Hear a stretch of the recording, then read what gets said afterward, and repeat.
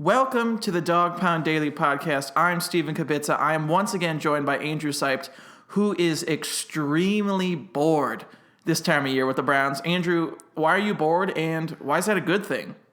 It's a good thing for the team, but for us contributors, we don't really have much to write about. But it's just been nice actually not having crazy stories and come down from Berea or what's going on at headquarters. I know whether it's Pilot Flying J or talking about what the bickering between Ray Farmer and Mike Pettin, I think it's just nice to finally have just some quietness in Berea this time of year. Yeah, this time of year, kind of the only thing to write about is extreme hot takes, flaming hot takes about Josh Gordon, the quarterback position, Hugh Jackson. Josh Gordon comes right. You got the annual Josh Gordon conversation, so maybe this I'm year on the train. I am on the Gordon on the outside, Britt on the outside, Coleman in the slot train. He's reinstated. Didn't we say that last year too about him and Terrell Pryor and Corey Coleman too? I mean, it's just the same story every year, and I just can't keep putting stock into. He's working out though. I mean, he looks fine. Is the argument I hear? Oh, I mean, he's in the Instagram Hall of Fame, no doubt. He's one of the coolest guys ever on Instagram and on Twitter. But unfortunately, that does not translate to the field. But I want to talk about why being bored and kind of the process the Browns are doing right now with the private workouts over really putting emphasis on the pro days. I know I'm fully on board with focusing on private workouts because pro days are sometimes ridiculous, as seen a few years ago with Johnny Manziel at his pro day. They're scripted. They have easy passes for the quarterbacks. They're throwing to their own guys. Are you fine with the team kind of just ignoring pro days and focusing on these private workouts? No, I kind of like. I mean, I get why he's doing it, but for a team that has been so terrible, I mean, and all the jury's still out on all the rookies that they drafted this past year. So, I mean, especially for the quarterback position, I get why you want to have a private workout. You get to get them in your own building, learning your own stuff, but they should be taking every opportunity they can to be around these guys. And if not even watching the workout, just talk to the people around them, find out, maybe more about his character, what really makes him a good football player versus, they are scripted throws, but I think they should be taking every opportunity they can to get more knowledge about these guys. Well, they are sending scouts to these events. It's not like they're openly ignoring. I mean, and that's a scout's only job is to scout players. Oh, no, it's not I get like it. Hugh Jackson's like, don't go.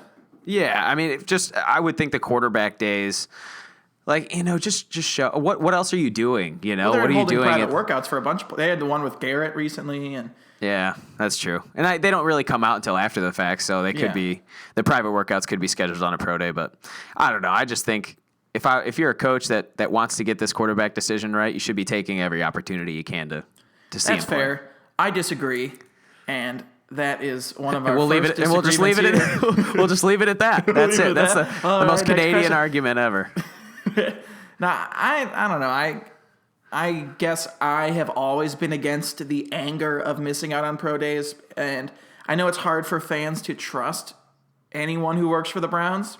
Well, do you remember the last person that didn't put emphasis on pro days? It was Ray Farmer. So Ray Farmer also didn't even hold workouts or scout his picks. He was just like, who's fast? Justin Gilbert. We have the number 7 pick. Yeah, I mean, I think a lot of fans just get caught, and myself too. That's why I want him to go to pro days. I mean, it can't hurt. It can't possibly hurt for you to go to a pro day. I guess the problem is they're like, do we want to fly down south when we could hold 2 or 3 workouts today? Or just sit in the stands and watch Mitch Trubisky throw like 30 passes and the pro days are nice, but obviously the private workouts are far more important. And it's evident with the fact that they've brought in, I think, all 4 quarterbacks now after today. Trubisky will be the last one out of the top 4. So, speaking of quarterbacks, I think it's a little interesting this year that there hasn't been really that same sort of hype that some quarterback gets this time of year. Last year it was Carson Wentz after Jared Goff was the number 1 quarterback overall. Carson Wentz really shot up the boards at this time last year. What's kind of different about this year that we haven't really seen that happen? I don't know if it's an oversaturation of talent, because last year you look at those 2 guys, Goff and Wentz, and it was kind of they were the only 2. But this year when you have 4 or 5 guys who could legitimately go top 50, I think that helps. And it's weird because realistically, based on the outcomes of the season, you think Deshaun Watson would be a big prospect. I know you can't always put stock in what someone does in college, once again with Manziel, but I think it's just the only reason, because I see a few players, I'm like, oh, I'd love them to get Trubisky, or even Mahomes. But I guess sometimes when there's so many, no team is going to come out and say, like, oh, we're in love with this guy or this guy, because there's just so many options. And I wouldn't say that there's so many. It's just so many at the same, I'd say the same level, There's no guy that, every team has their own idea of what they want in a quarterback, what they want to do in their own system. So everyone's opinion's different. But you've got 4 guys that are really at the same level mentally and physically in the NFL. They're not going to come in and play right away. So I think each has like one standout flaw that you could pick out with them. Yep, very much so. Their strengths are equal, but there's that one flaw that I think really keeps a guy like Trubisky with his only 13 starts, Watson size, ability to run a pro offense, and just Mahomes, maybe lack of experience and just being a raw talent. Yeah, his mechanics are real bad, but he can throw the ball really far. I did see a video from a tweet earlier. He did throw a football 80 yards, which that's insane. You know who did that? Jamarcus Russell. So yeah, that's we should draft him. But that's crazy. It's just everyone's got a flaw, but pretty much every player does. It's just I don't know if it's Browns fans who are scared to get invested in a quarterback, kind of like a person who's been dumped 30 times or 26 or 7 or whatever, how many times it is with the quarterbacks. And, to be realistic, though, if the Browns draft a quarterback, people are going to go run out and buy his jersey. Oh, I will. If it's a first round or early second round pick, they're not going to go out and buy a Davis Webb jersey if they take him in the 3rd round. Davis Webb's getting a lot of hype. I kind of like it. He's a big guy. He's 6'5", I think 230. He played. I watched him play in that Senior Bowl. He had a nice long touchdown down the sideline. And he played with Hugh. Exactly, and with O.J. Howard too. I wouldn't be surprised if they take a couple Senior Bowl players this year. The Cowboys did it last year with Dak Prescott, and I don't know who else. Oh, Zeke wasn't in the Senior Bowl, was he? He was a junior. He came out early. Yeah. That's a nice thing. I'm glad the Browns actually got the chance to do that this year because last year, what was it? He had the number 2 pick, but why didn't they coach the Senior Bowl? Because I thought it was the worst 2 teams in the NFL that got to do it.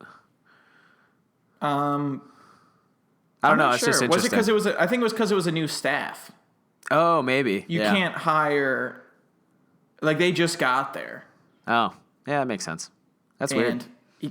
I don't think he had a full staff. He just shows up all right, first game, let's go. I'm ready. Senior Bowl. We got Miles' dad running offense and their parents being the assistant coaches. That's a little bit of a Another tangent. Senior Bowl, since you brought it up, player I like. I believe he wasn't with Hugh, but I wrote about him recently, is Toledo and Willoughby, Ohio's Kareem Hunt. Mm-hmm. I think he's a player from the Senior Bowl. It's not just why they should take him, but he was in that game. Hugh Jackson had a chance to at least see him play. He's a guy they could take 3rd or 4th round or even 5th if he falls. And I think that's a guy who the Browns fans may be overlooking. But as opposed to taking a quarterback early, you had add him in there with the way the running game did last year, an improved offensive line, and maybe some quarterback play this year that isn't one of the worst in history of football. He's a guy who could really help the offense, and he's a guy who's being kind of not even looked at. Yeah, I've heard a lot of things. From 3rd round to 6th round is really where I've heard his ranking to be. It'd be good. I think the running back class this year in general is just really good. There's another guy, Kareem Hunt. We watched him all play on Fridays at Mentor, and his numbers were insane. So, and at Toledo, he's probably going to be the highest drafted player from Toledo ever, I think, after this year, based on where he's drafted. And just to set the scene, me and you went to Mentor High School. He went to Willoughby South. Yep. So we were in Mentor watching him, and we were also spoiled. We got to see Mitch Trubisky as our home quarterback. So the Browns should just draft all those guys, everyone from Northeast Ohio. Trubisky, Hunt, you just bring every local guy in. Yep, Jerry Conley and Marshawn Lattimore. Deshaun Kaiser's a Toledo guy too, so perfect. Bring him on board. Bring them all on. Draft all 4 of them. North of Columbus. One of them's got to be good. Draft 4 of them, all of them. So Every ask pick. I could go on about all the local guys for days. I'm a big homer. Ask you about drafting a running back. I know site co-expert Tom Moore is really against drafting a running back in the first round. I think he has scars from Trent Richardson. Are you fine with the team taking Leonard Fournette or Dalvin Cook at number 12? Yes, I am. You can't set a quarterback up better for success if you've got a guy in the backfield that is just a beast, that the defense has to game plan around. It just makes his life so much easier. So why would you not want that? I'm not saying Isaiah Crowell is not that guy, but I mean, we all know that he's not Ezekiel Elliott or Le'Veon Bell either. So the thing with that is you could say, oh, well, our running backs are okay enough. But if you have the chance to draft a guy like Fournette, well, it's only good if you have an okay running back. If you don't have an okay running back and an okay quarterback, it's like teams like the Packers have an okay running back. Teams like the Patriots have an okay running back because he does exactly what his job is, which is pick up short yardage situations and don't fumble the ball. So, I mean, if you have the chance to bring in, like if Leonard Fournette or Dalvin Cook or even Joe Mixon, I mean, we'll get into that next. Tricky situation, yeah. Yeah. I mean, if you can bring in one of those guys that ends up being a 1,300 yard season, like 10 touchdown kind of guy, why would you not want to do that?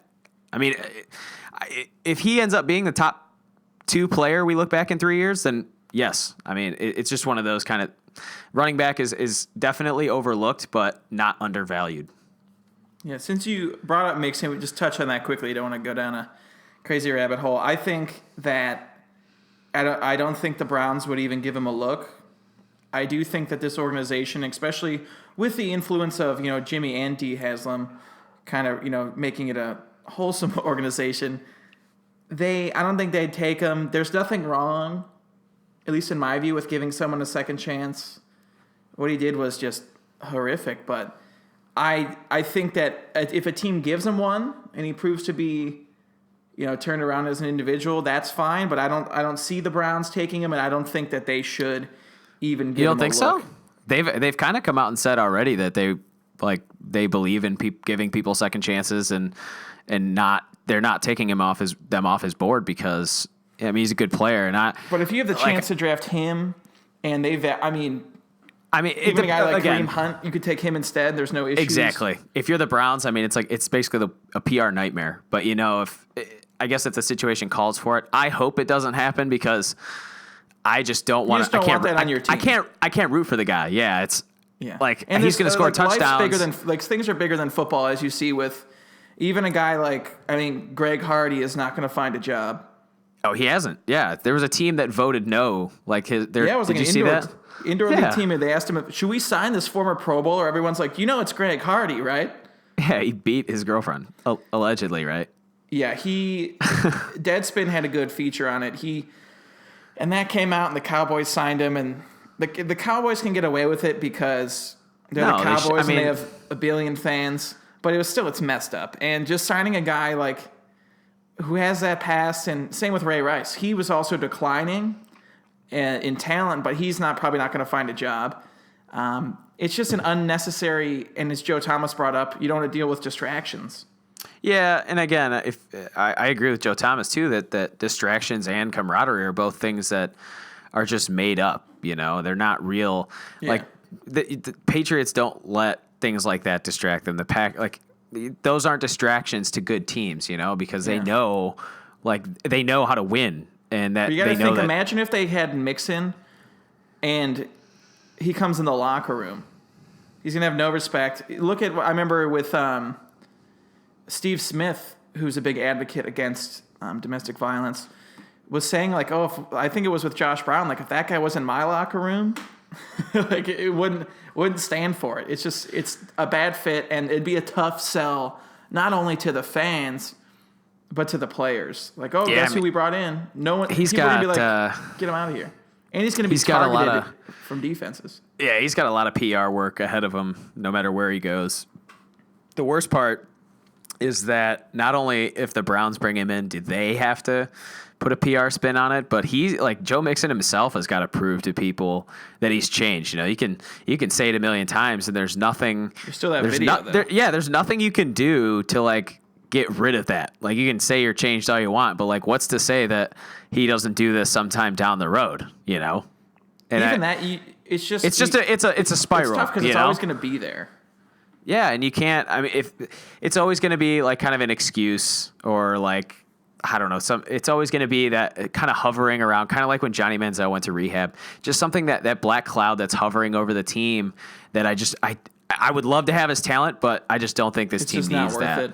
Yeah, and it's similar to Josh Gordon. Yeah, people want to. I mean, you bring up Josh Gordon too, but I mean, smoking pot is a little bit less malicious than striking a girl in the face and putting, I think, 4 screws in her jaw or something like that. Something horrible. And yeah, so if it's between those two guys, I think it's a clear winner, which one I'd rather have on my team.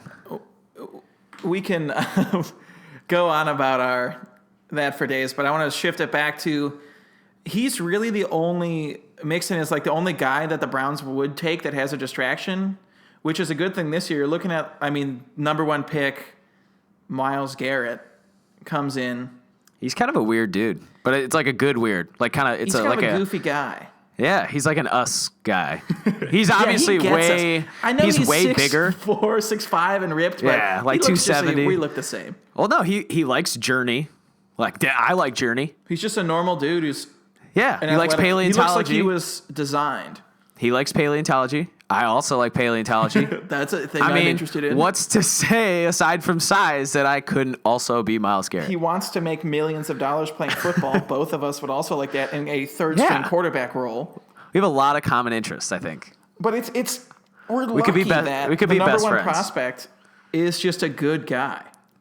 Not only is he amazing at football, but he's someone that's going to come in and there's going to be the crazy Browns fans who watch that video of him asking the Cowboys to draft him, even though they can't read the context around it. For people who use that as an excuse, just tell them to watch him run his 40 time this past. Not even was it that, yesterday. It was just a TV producer all right, we want to have a funny thing. He's like, 21 or 22. Okay, please draft me, Jerry Jones. Haha. And then you have a Browns fan get this. They get a email with 90 forwards on it. Can you believe this? And it's just a video. It's who cares? Yeah, I don't care if the guy said, you know what city I hate? Cleveland. I'd be like, well, guess what, Myles Garrett? You're coming to play here. That's one of my buddies called me, and he had a weird rumor about that there was a player that didn't want to play in Cleveland. And I was like, if you're a top 10 pick, where are you? Are you just not going to play in the NFL? They just, you can't pass up number 1 pick money. You're not a transcendent player to where you can. Even Phillip Rivers and Eli Manning, I think that was a bunch of BS. You're not good. You haven't proven anything. Who passes up the chance to play in San Diego? Yeah, I would. Oh, Eli Manning, I don't know if he has my skin where you can't go out in the sun or what his deal was, but that was bizarre. Speaking of the Giants, do you think there's a couple teams, I had this thought today. I think there's a couple teams that might be in the market that already have kind of that aging veteran quarterback, that Phillip Rivers, Eli Manning, Ben Roethlisberger, Carson Palmer, just those, even Sam Bradford maybe. Oh, they got Teddy. Yeah, if he ever comes back, man, that's gonna be rough. Aside, you got those kind of teams in the back end of the first. Kansas City Chiefs, teams like that have the luxury of taking one of these quarterbacks that would slip because they're not ready to play right away, and being able to groom them and have almost that seamless transition like the Patriots tend to have. Do you think there's a couple teams that would take a quarterback if the Browns don't take one at 12? I do think, based off the teams you listed, that they may not take a guy. I don't think anyone's going to take him in the first round. Not him, but I don't think the Steelers, Cardinals, who else? Giants. They just got Geno Smith. Or Chargers, the LA Chargers. Chargers, Chiefs. I just think if you're I think look what the Chiefs did last year. They took Kevin Hogan in the 5th.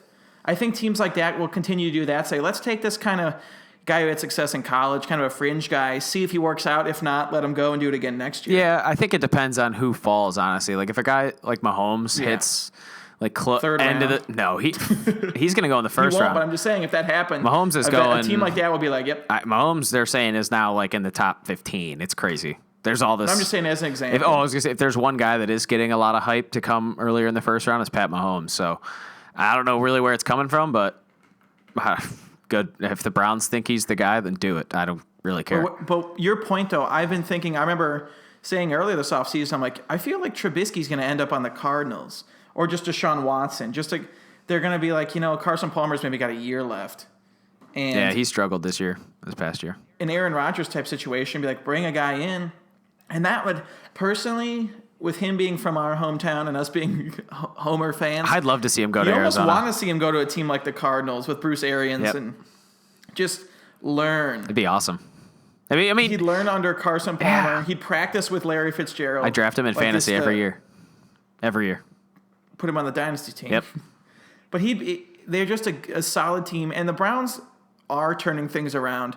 I mean, it's not just us saying that. The organization has a clear path, at least right now.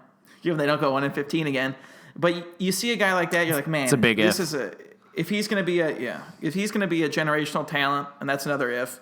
You almost want to see him go to a team like that, because imagine if Aaron Rodgers went to like the Browns or the Rams or. Well, I mean, that's the thing. Like, I don't know. You say you almost refer to Myles Garrett as like a can't miss prospect.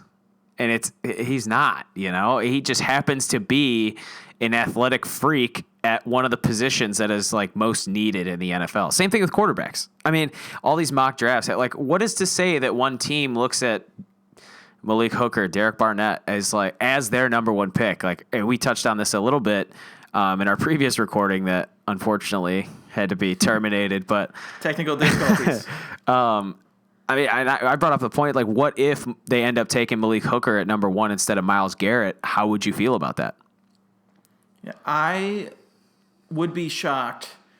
Not only would I be shocked, I would initially be disappointed, almost because for months we've just been getting ready for Myles Garrett. And even when we write articles, it's, well, the Browns are taking Garrett at number 1. Let's, talk about pick number 12. I think, and we, in our terminated recording, we did talk about how, just getting a guy like Garrett at number 1, his position, you don't want to say it's basic, but it's kind of just a fundamental football position. Like a set and forget kind of guy. Yeah, each play, 1-on-1, 1-on-2, and you get a safety or a cornerback, and it might take some time to adjust. And those lesser lifespan, I guess, to be elite.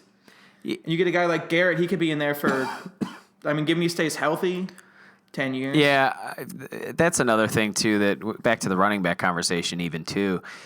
People say, like, you mentioned the average lifespan of the position being elite. Like, I would take 3 years of someone being elite. I don't care. They said Jonathan Allen may not be elite or is kind of a red flag because of arthritic shoulders, but it wouldn't affect him till later in his career. Like, it's not a good gamble, but if he's dominant for 6-7 years, like, isn't that what you want? Yeah, like the NFL stands for not for long. So if you've got a guy that even comes in for a couple years, what's to say that year you don't make it on a playoff run? Just 1 year. It gives you just hope. I would rather have 2 years of exciting football than 6 years of like 6-10. Yeah, think of the Seahawks getting Marshawn Lynch for just like 4 or 5 years, won a title, could have had 2. Should have had to. Tom Brady. And you get talk about a guy getting lucked into two Super Bowls. 2. I'm not taking anything away from him. It is a crazy comeback. This one was more of a Falcons meltdown, kind of collapsing, but the Seahawks one was kind of a gift. Just how close was Tom Brady to 1, not winning that Seahawks Super Bowl because he shouldn't have, and then 2. It was 28-3, and if it wasn't for like a Julian Edelman rescue catch, and the fact that Shanahan changed the offense. Yeah, it's so crazy that you talk about him going from like the greatest of all time to take away those 2 Super Bowls, and then like what is he then? Interesting things. Yeah, must be nice. Yeah, I know. Imagine if we took away his 2 Super Bowl titles. Oh, in addition to the other ones he already has. The what if game. Oh, yeah. I don't know what he's going to sit at home and like polish off his how many Super Bowl MVPs he has while he listens to this. If he did, that'd be amazing. Get a shout out Get from tweeted Tom at by Brady. Tom Brady. I didn't get lucky. Tom! Damn, Tom Brady's a listener. Anyway, no, just a few years of talent. And that's, I get what you're saying, because look at how exciting Joe Hayden was before all his injuries struck. And even now, I mean, if he's healthy this year, he'll do fine. I mean, everyone expects him. He's getting paid like a Pro Bowler, but you don't know if it's the scheme that's hurting him too. Because for a few years there, anytime they played a big receiver, like he would hold Calvin Johnson under 100 yards, which is very hard because he was targeted like every throw. Yeah, he made AJ Green his biatch for a little bit. It was crazy. For like 2 years in a row, he was holding AJ Green to like under like 40 yards. It was awesome. And then he would play Antonio Brown, which to be fair, it's pretty tough to guard Antonio Brown, but he would get roasted by Antonio Brown. But it was... Well, he's like short and fast, so it's like hard to cover Yeah. him. It's like Joe Hayden playing receiver, but like way faster. Yeah, I mean, there's some guys that like you just can't stop. Like Calvin Johnson, you just have to get behind him and hold him to, not getting first downs. But Antonio Brown, That's why we need Josh if he has Gordon. an inch on you, Ben Roethlisberger's going to drop the ball. That's why we need Josh Gordon. How much fun was it? I think that's the worst part too. Is like we got it. The reason why people are so excited for Josh Gordon is because we saw it. We saw even what he was. August. Yeah, I mean he was just a beast. And that's the worst part too. Is if we were still banking on the 2012 or 2013 season, I feel like it would be almost a fading memory. But since he was in that preseason last year with RG3, like catching long touchdowns with Terrell Pryor, you got so hyped up for after week 4, and then it was just a slow, steady spiral, like most Browns seasons tend to be.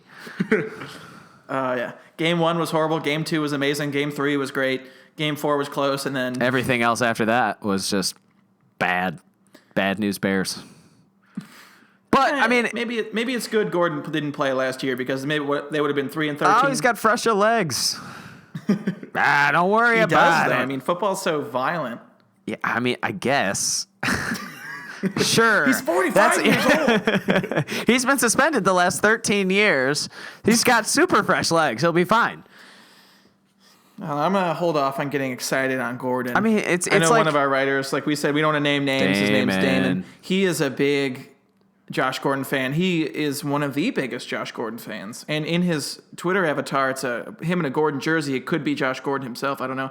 Maybe one of our writers is Josh Gordon. talk about a sociopath. Throw that. You're starting rumors now. I am. Josh Gordon, contributor to Dog Pound Daily, my column. Writing his own articles about how much he loves himself. You won't believe what you'll see next. Yeah, clickbait. He's our biggest clickbait writer, Josh Gordon. But it's you have to hold off on getting excited, and it's not to be a grouch and be like, the person like, oh, I'm really excited for Josh Gordon coming back, and then you see a Facebook comment, you're dumb. Like, oh, thanks. But it's just not. He's there. If he shows up at your party, you're like, cool, Josh is here. If he doesn't, there's other people. Not there, really sure what are. Is this a personal tale? I have no idea what that the whole story you just said I was. blacked out for a few seconds. That was a bad. No, I mean, if you invite Josh Gordon to your birthday party, you know that he probably won't show up. But if he does, awesome. You're very excited. If he doesn't, you're still the same. All right, we'll be back after this. Here. My birthday party is the 2017 Browns season. I don't do anything until they play. That's a weird story, man. Well, I didn't really invite Josh Gordon to my birthday. I don't have birthday parties. You said a bunch of return mail from Josh Gordon. I have in my hands 30 envelopes of unopened mail from Josh Gordon. I don't think he's coming to our birthday party. No. But he may play. He might. In 2017. How long do you think it'll be before he gets reinstated? They'll probably wait. June. I think Roger Goodell doesn't even look at that until minicamp. Yeah. Because I think he's like, let's hold off on reinstating him just in case he does something crazy. Because Goodell does seem like he wants Josh Gordon in the league. Yeah, I mean, he keeps reinstating him. He's a him. good guy. I think he couldn't get out of his own way. And unfortunately, you can't really, some people just take time to work those kind of things out personally. So I mean, I commend the guy for doing what he's got to do to get himself right. It just kind of sucked, like just the timing last year, because he was almost like the only bright spot that we had. I think we were 1-3, and then we're about to play Week 5 against the Patriots, which we know we were going to lose. Wait, 1-3. They didn't win a game. Oh, 0. Until week 16. Yeah, then 0-4. I don't know why I said 1-3. Oh man, maybe Did you forget? I try to consider. Did you bury the record in your memory? I just don't remember the second half of that Ravens game. We started off 3-1. Ooh, this is sad. I just only remember the first half of the Ravens game. Anything else, like 20-0 is what I remember. And then I just remember walking out of the stadium and we lost. Yeah, me and you at that Ravens game, I do distinctly remember almost crying when Isaiah Crowell busted off a huge touchdown run. I said, this is the greatest moment of my life, filled with not many great moments. Who knew it would have been the second best moment of the entire season? And this was before Rajay Davis hit that game-tying home run for the Indians in the World Series. So that's true. At that point, that was peak fall sport moment. LeBron, the Cavs winning's my favorite for me. The Rajay Davis. That was summer. Oh, gotcha. Like fall. I thought we can't use a whole year. Nope. Okay, whole year. Because I'm gonna go because Rajay's home run. Because Cleveland's in so many winning. Championships elsewhere in other years that we can go back and forth on years. That 05 Super Bowl. God. Since you brought up the Cavs, I have a question. Do you think that Clevelanders are already over the title and bitter again? I'm not bitter again. I'm still on the victory lap. There's a lot of people who seem to forget that we're in a great period of Cleveland sports. Oh, I get like upset or guilty with myself sometimes because I like don't watch the Cavs some nights, and I feel like I should because like out. Yeah, I'm like I'm never like no matter what happens ever in the history of the NBA for the rest of my life, I'm gonna say that I'm never gonna watch a player in a Cavs uniform better than LeBron James, and maybe not even better than Kyrie Irving, maybe not even better than Kevin Love. I mean, it's just you can't even. I won't even appreciate it until like 20 years from now, but I'm trying to wrap my head around it right now, and it's just like I can't really appreciate it. I don't know if it's the Browns' influence on the city where everyone's just kind of like continually bitter, because I think more people are Browns fans in Cleveland because you have I think people just want the Browns. Like it's one of those things where the Browns have just been so bad, and like every other team has in pockets of years found ways to be better, at least cheerable. You know, the Browns, they had 2007, but every year. That was 10 years ago. I know. Every year. Isn't that crazy? Every year it's just been the same thing. Terrible coaches fired. Like you have the Cavs. You draft LeBron in 03. Like then he leaves. So we have a terrible 4 years where I'm watching Samardo Samuels and Donald Sloan and Lester Hudson bring the ball up the court. It's a great time. And then he comes back and wins a title. Like it makes you appreciate those years that we were so terrible. And like the Indians, you know, we had the 90s Indians, which I don't remember too well, but I remember the early 2000s Indians, and then them almost getting to the World Series in 07 too, and then going to the ALCS or the World Series, coming within a rain delay of winning the World Series. And then you have the Browns, and it's one of those problems that has just not even come close to being fixed aside from 1 year. Even the Monsters won a title. Exactly. And it's just the Browns have just never figured it out. And I think that's what the city's waiting for. Just one team to provide some sort of hope in something that's been so dark for 25 years. Yeah, because Cavs basketball was kind of a long time coming, LeBron to win a title. I think everyone knew he would eventually once he came back. Yeah. Or one time in his career, it was like, all right, we're going to win a title. Indians, I mean, they're on the right track. They got one of the best futures in baseball, I'd say. They have like their whole team locked up through next season. All team friendly deals. I mean, it's awesome. I don't know what Tito puts in the water out there, but it's awesome. Hey, if you can make $30 million and you don't spend it in a crazy manner, that's enough to last a lifetime, I think. And these guys know, like Jose Ramirez, he's going to get another deal. But I want to shift back before we turn into an Indians opening day podcast. I want to ask you an opinion on a potential hypothetical first round for the Browns, and if you think that this would effectively turn the team around. If it would make them a winning team within 2 years. And here's what it is. It's Myles Garrett, number 1, O.J. Howard, number 12, trade back in the first round, and get Pat Mahomes at 32. Yeah, I think Does that set? Are they going to be in the or not in the playoffs? Are they going to be 500 in 2018? obviously on paper that's the kind of move that I want to make. I think that makes a lot of sense. It's similar to what the Vikings did in 2014 when trading back for Bridgewater. I think it's smart. I mean, you get that extra year with the quarterback. I think that's really important, especially if he turns out to be a franchise quarterback. You get another year on at least to work out an extension. So I like the idea of it. It depends on, obviously, the players need to dictate how that's going to be. I think they'd be very good. I think they'd be a lot better than they were last year. Are they going to be 8-8 in 2018? Will the Browns ever be 8-8 again? I've been saying they're going to go 8-8 for the last 10 years. So I've been saying it since I was a little boy. I think in 2018 so they have 2 first rounders this year and then a bunch of picks next year too, right? I think they'll be close to 500. Yeah, 7-9. Close to 6-10. I would keep them within the 7-9 win range. I think because it's.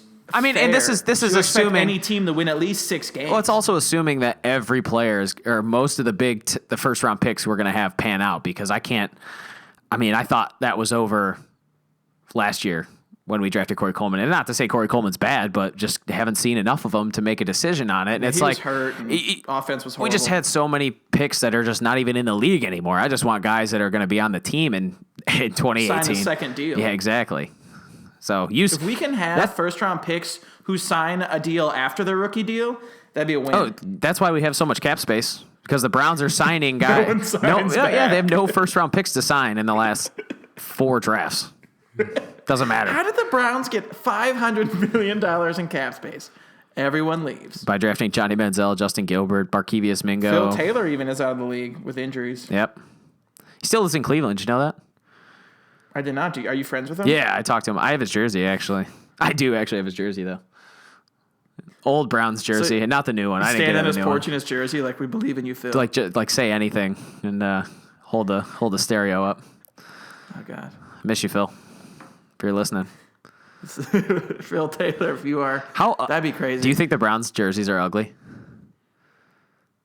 I think that this is a tough question for me. I think they're the ugliest things on. With all the problems the Browns have, when people bring up their jerseys, my eyes involuntarily roll back into my head. They're the ugliest ones in the league. It's irrelevant. They're the ugliest ones. But I'll answer your question. They're ugly. No, they're ugly. They're so ugly. How are they ugly? They're just brown. Well, for starters, I think anytime you go 1-15 when you wear those jerseys, you should probably just burn them all. Burn them all. Secondly, I don't think they're. They got to get rid of the orange. Stop using the orange as a main color. And BG did such a they should go to BG helmets and do white helmets, brown jerseys, white pants.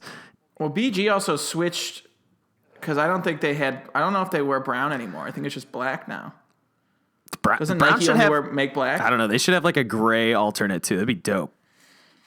The Browns? Yeah, I mean, I think again, there was also a report too that the jerseys didn't fit right, they were hard to get on. It's well, maybe guys were rid of them. Saying they had lesser weight and they put on weight and they were just embarrassed. Like Dwayne Bowe. Dwayne Bowe probably complained a lot. Dwayne, we have you listed at 175 pounds. Is there something you'd like to tell us? But no, the jersey's fine. His gut sticking out of it. He's just sitting on the bike, going on the elliptical.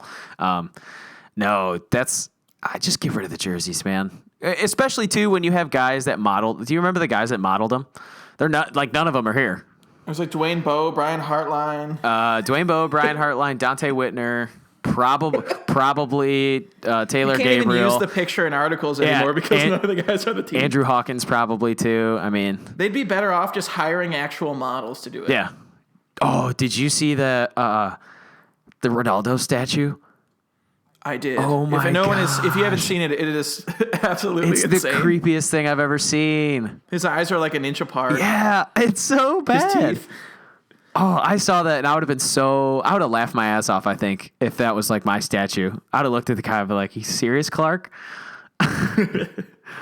Yeah, it's that is the kind of statue I feel like the Browns would be like, we made a Paul Brown statue and his head's it's like the medieval paintings where it's the baby's a human. Just horrible, no perspective. Who made this? It's an abstract sculptor. Abstract Paul Brown sculpture. Yep. Back to the jerseys. I I mean, I guess it's a cliche thing to be like, I don't care if they wear all green. Go back to the old ones. They wrap themselves in tinfoil. I don't care. But I don't think it's up to them, but I think Nike's like, hey, check out this cool uniform you made. And it's just like stupid. And they're like, okay. Oh, not to mention the people that designed them are no longer here. Alex Shiner's not here, and who the other guy? Oh, they're still alive. They're not dead. Can you imagine getting paid millions of dollars to come up with a jersey design? No, because I probably would come up with like the same design with different colors. I'm not that creative. I can draw, but I'm not creative. I can't. I would have just a big elf on the front. Yeah. And it would even say Browns. It'd just be an elf. And on the back, their name would be tiny, and there'd just be another elf. It's just a lot of elves. Like the Keebler elves. That's a lot of elves. I think you went overboard on the elves. I don't think you understand our New Jersey design. We are elves. We're the Cleveland Elves from now on. If you were to rename the Browns, what would you name them? Oh, that's tough because I don't know, because their name is just some guy's last name. I know. It's like, what would we rename the Browns if we had to rename them? Like, you can't do the Eels, the Cleveland Redhawks. You're like, that's weird. It just doesn't sound right. Oh, what's in Cleveland? The Cleveland Overcast. They wear gray jerseys and they just kind of sit inside and go. I like the Cleveland Lake Effect. Ooh, that'd be pretty cool.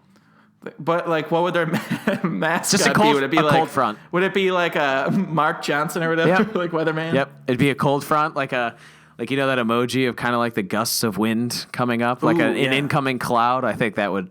I'm sure that would go over well. Yeah, it'd be kind of like the Chargers and their new logo. It's like, well, unveiling our new logo, and it's like an L with just a little tiny lightning bolt at the bottom.